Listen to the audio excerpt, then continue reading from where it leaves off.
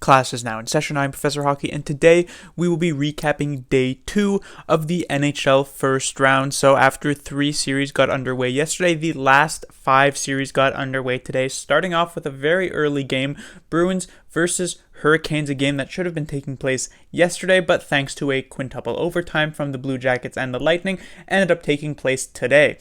And this was a pretty well played game by the Bruins. The Hurricanes seemed not really ready to play for the first couple of periods. It started off, however, with a Joel Edmundson goals on the side of the Hurricanes. The Bruins would tie it up with Pastrnak and then take a lead on a relatively controversial Charlie Coyle goal. It would be tied up shorthanded by Brock McGinn before early in the third period David Krejci would get a 3-2 lead for the Bruins. Halfway through, Hayden Fleury would tie it up and we'd go to overtime and then a second overtime, and it was looking like we could potentially have a similar situation as we had the previous day with the Lightning and the Blue Jackets, but instead, pretty early in the second overtime, Patrice Bergeron ends it, gets the win for the Bruins 4-3. Good news for the Bruins, they seem to have really moved past their tough round robin. They didn't win a single game in that round robin, but they play well in this one, so it does beg the question whether, how hard they were actually trying in that round robin. Did they really look not great, and then they really brought it back here in this game, or were they maybe not pushing 100% during those 3 games? We'll never know, but they looked a lot better here. So that's the good news is definitely that they managed to recover. The bad news is I thought that Tuukka Rask probably could have been a bit better. This was maybe a game that shouldn't have necessarily gone this far. He probably could have had this Edmundson goal. He probably could have had this Fleury goal. And so the Bruins played pretty well, especially for the first couple of periods. But Tuukka Rask, a couple of not so great ones, a couple of softies, does bring this to overtime. But luckily, it ends up being finished off by Bergeron anyway, and the Bruins get the 1-0 series lead. Good news for the Hurricanes is that while they didn't really show up to play for the first couple of periods, they did seemingly bring it back near the end. They managed to capitalize on a few of these opportunities. And so even though they did lose this one, it was still a very close game. It really could have gone either way. Once we get into that second overtime, it was just a single bounce one way or a single bounce the other way. And so the Hurricanes will probably be okay with how they started, but looking to play a lot better. The bad news for the Hurricanes, we have to look at Peter Marazzic. He was quite good during the play-in series, playing 2 of those 3 games against the Rangers, looking very, very strong. But here, it just wasn't all that great. He did make a misplay here on this Charlie Coyle goal, even if you consider it to be a bit more controversial. He was not very good on this Bergeron goal either. Big rebound on the Krejci goal, so just a pretty subpar game from Peter Marazzic. And so it does beg the question whether the Hurricanes will go with James Reimer, who did play a single game for the Hurricanes in the series against the Rangers. Will they go with Reimer for game 2? It's possible, but it's still not really an optimal situation. As I pointed out with the Dallas Stars yesterday, between Ben Bishop and Khudobin, bouncing around between 2 different goaltenders like the Hurricanes might end up having to do with Marazzic and Reimer is not usually a recipe for success. And so it's better if they are able to settle on a specific goaltender. I think the last team that I remember doing this that actually did well in the playoffs and made it far and won the cup, I guess, was sort of the Pittsburgh Penguins back in 2017. But it wasn't really a bounce between Fleury and Murray. It was more so Fleury playing the first couple series and then Murray coming back and playing the last couple of series. But no team really goes, let's say, Game 1, goalie A, Game 2, goalie B, Game 3, goalie B, Game 4, back to goalie A. It's not really seen, so the Hurricanes are probably going to have to decide something like that, and that's not a great decision to make. Following, we have the Capitals versus the Islanders. This game started off pretty well for the Capitals. While they didn't get much in terms of actual goal scoring during the first period, they did seemingly control the play at the very least. Then in the second period, the Capitals started off with a couple of their goals. It's TJ Oshie twice, both times on the power play, but suddenly it kind of just fell apart for the Capitals, especially in the third period. Goals from Eberle, then from Lee, then from Bailey, and then from Beauvillier, his 4th of these playoffs. And the Islanders, with those 4 unanswered goals, managed to end up winning 4-2, so a disappointing finish to this game that actually started pretty well for the Washington Capitals. Good news for the Islanders, they really got their top players involved. That's a huge thing for them in this game, obviously. It was something that we got glimpses of in the series against the Florida Panthers previously, but now Anders Lee is involved. Obviously had that big check that was also pretty controversial onto Nicholas Backstrom. He got into a fight. He scored this goal. Barzal was all over it. Eberle gets another one. Beauvillier, who I guess you could consider a top player on the Islanders, also getting another one. Bailey, a top player on the Islanders, getting a goal here, his first of these playoffs. So really, the Islanders doing some great things offensively with their top players, but also a good rebound for the Islanders after a pretty not so great first half of this game. The bad news for the Islanders, you have to look at the penalty kill and the discipline.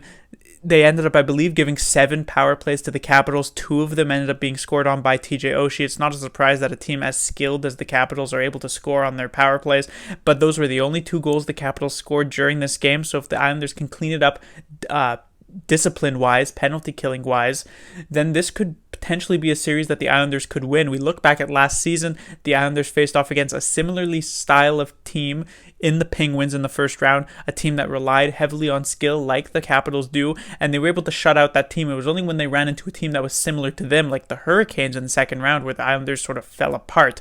But the Capitals seem to be right in their wheelhouse in terms of being able to deal with, and they get game 1 here, which is great for them.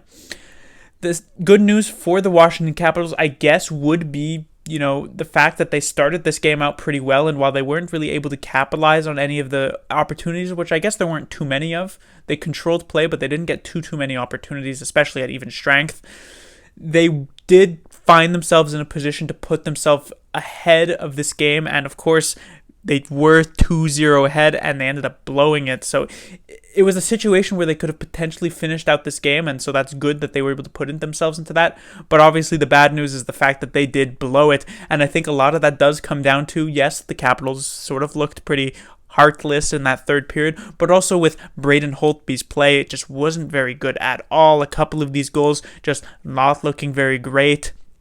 He's absolutely going to need to be better. The Capitals would have had a goaltender to fill in for Holtby and Samsonov, but he ended up getting injured, I believe, during the extended period of break from the end of the regular season to the start of these playoffs. And so it's basically Holtby, ride or die, and in this first game, it seemed to be leaning towards die more so than towards ride. The next series was Avalanche versus Coyotes, and this was very, very similar to the series yesterday that started the Golden Knights and the Blackhawks. It's a series where the Coyotes are sort of just completely outmatched, and honestly, I just don't really see how the Avalanche can actually lose this series. Maybe they'll lose a single game, but losing the series seems to be out of the question.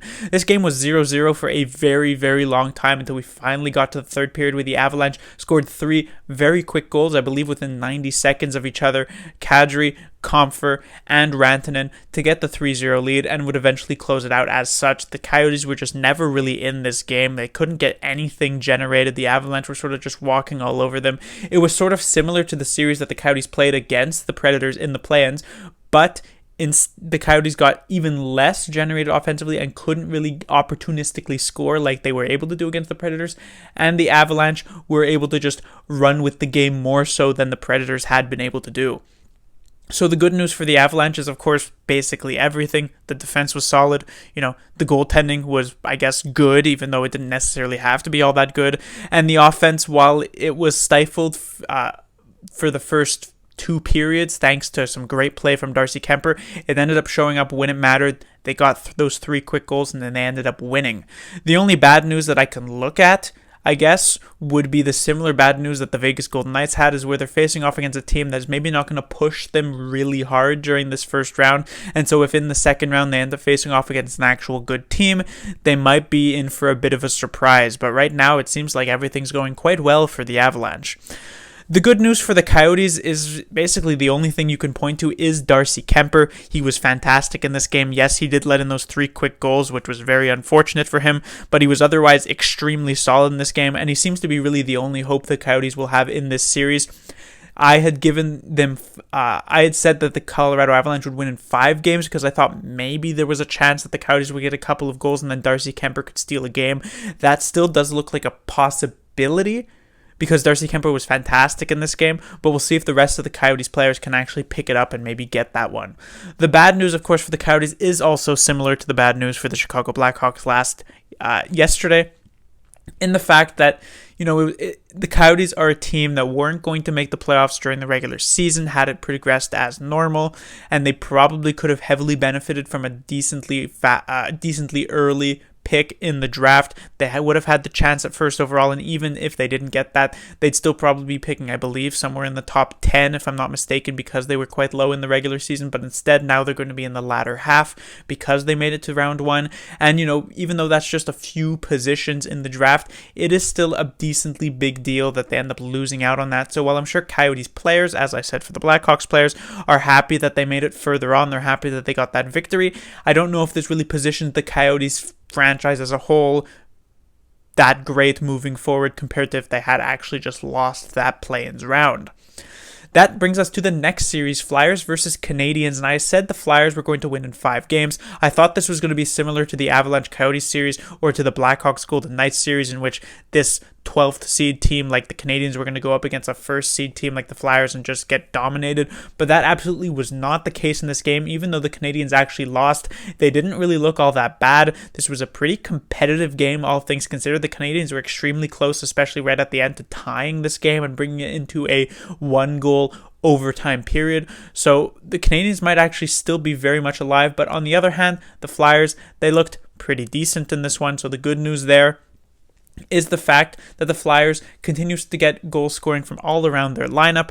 Carter Hart was fantastic in this game, certainly very, very good, and that's a good thing to see from a young goaltender, to try and keep it calm. Whether or not he has sort of these jittery games like we've seen from other younger goaltenders thus far during these playoffs is yet to be seen, but right now he looked quite solid. The only bad news for the Flyers is that they, like the Penguins had to do in the previous round, the Flyers are going to need to find a way to consistently beat Carey Price. They only scored a couple of goals in this game, and that was enough. But still, 2 goals is not necessarily going to be enough to win all these games. You're not going to necessarily win all 3 more games in this best of 7 series with just 2 goals a game. So the Flyers, they need to get a bit more active. They need to see Sean Couturier on the score sheet. They need to see Claude Giroux on the score sheet. So that's going to be maybe a bit of a problem for the Flyers. The good news for the Canadiens is, of course, obviously Carey Price is one thing, but let's move past Carey Price, is the fact that they actually played quite well in this game. As I said, I had been expecting that they'd put up similar pretty lifeless performances like the Coyotes and like the Blackhawks did on the other side of the bracket, but the Canadiens looked quite good, which, is very good for them. I had said during my predictions that the Canadiens likely would have rather lose, but with their performance like this in this game, it does inspire confidence that even if they end up losing this series, maybe this really was a good thing for some of the younger players on the Canadiens compared to the Coyotes and Blackhawks, who are sort of just getting blasted out of the playoffs. So that's a good thing for the Canadiens. The bad news, I guess, it's hard to really necessarily give so much bad news to this team at the very least. It seems like they're sort of just playing with house money at this point, where they're seeing as how far as they can go. So I guess there were some moments in this game. Obviously, the fact that they only scored a single goal is probably a bit worrisome. Some of their top players like Gallagher, like Max Domi, haven't necessarily been getting on the score sheet. But as I said, they're sort of just playing with house money at this point and seeing how far they can go. It's been a pretty solid playoffs for the Canadiens, all things considered. And finally, the final series that got started here, Blues versus Canucks, and it was the Canucks taking the victory 5-2. This game started off pretty close during the first couple of periods. It started off with a goal from Horvat, tied up then by the Blues before another goal from Pettersson, then tied up again by the Blues. This time it was Jaden Schwartz. But then in the third period, it just seemed like the Blues sort of just collapsed there, gave up 3 unanswered goals in that third period, coming from Stetcher, Horvat's second, as well as JT Miller late in the game, and the Canucks ended up winning. So good news for the Canucks is they're still getting good contributions from some of their top players. Bo Horvat has looked very good throughout these playoffs thus far. Same goes with JT Miller. Pettersson has been getting involved here and there, so all good things for the Canucks. And of course, Jacob Markstrom, very, very good game from him. He had struggled a bit during Game 4, which was the previous game the Canucks played against the Minnesota Wild, but he really had a nice rebound game here. Very good game from the Canucks goaltender, and now they've put themselves in a pretty good position here, up 1-0. The bad news, I guess that you could say for the Canucks, is the fact that the Blues do normally play a pretty tight defensive ship, and so you're not necessarily going to be expecting, if the Canucks are going to put up the same amount of shots like they did in the next couple of games, they might not be able to create as much space for themselves. There were a lot of great individual plays, especially on this Horvat second goal, and there were a lot of power plays given to the Canucks. You probably shouldn't be expecting that moving forward from the Blues, and so the Canucks are going to have to try and create a bit more consistent offense moving forward in this series. On the Blues side, I guess you could say the good news is the fact that they did play well for good chunks of this game. As I said, the first couple of periods was really not all that bad from the Blues. It was only just a few critical mistakes in the third period that really ended up costing them. But I suspect, this is a team that is very experienced. They won the Stanley Cup last season, and I suspect their coach, Craig Berube, like he did when the Sharks managed to win Game 1 against the Blues last season, I suspect he'll whip this team back into shape, and we'll see a much better Blues team moving into Game 2. The bad news here for the Blues, I have to look at goaltender Jordan Binnington at this point. He was not very good at all during the round robin for the St. Louis Blues. He didn't even play all 3 games. I believe Jake Allen ended up getting one of them.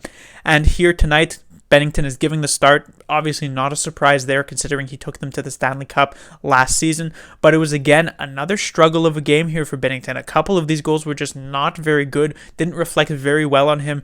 And he's going to absolutely need to be better. And now I didn't really expect that Binnington would be much of a problem because he did prove himself certainly last season. I didn't think there were going to be any, jitters or anything like that. And I'm not saying that there were in this Game 1.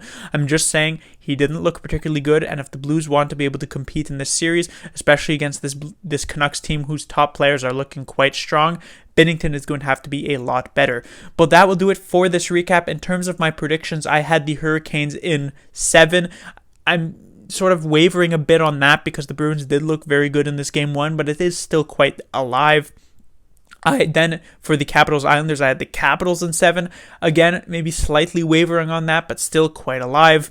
In the third one, I had the Avalanche in 5 games. The only thing that I'm doubting is maybe I should have said that they were going to sweep the Coyotes, but still 5 games looking decent.